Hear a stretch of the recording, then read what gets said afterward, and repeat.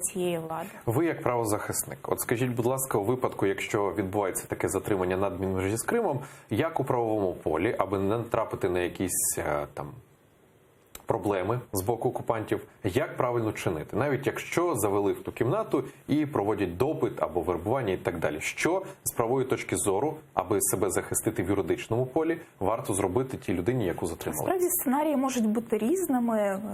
Завжди будь-який правозахисник має, коли він опиняється в певних некомфортних для себе умовах, да, або планує їхати через адмінмежу там, і так далі, він має для себе прописувати план безпековий, да, ми це називаємо. Відповідно, звісно, що він має бути постійно на зв'язку обов'язково з своїм адвокатом. І такі люди взагалі в Криму мають підписати, на моє глибоке переконання, обов'язково угоди з адвокатом, щоб вони мали представляти їх інтереси.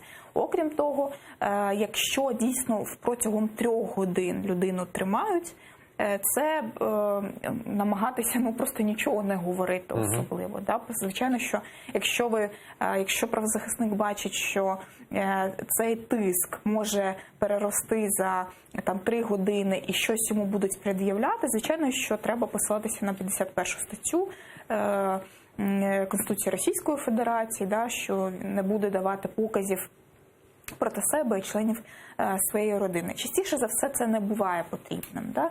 Обов'язково краще не підписувати взагалі жодних документів. Але якщо буде протокол допиту, да, то з ним треба обов'язково ознайомитись, подивитися дуже уважно і тільки потім, якщо там нічого немає, його підписати. Але якщо це буде протокол допиту, після 3 годин тримання.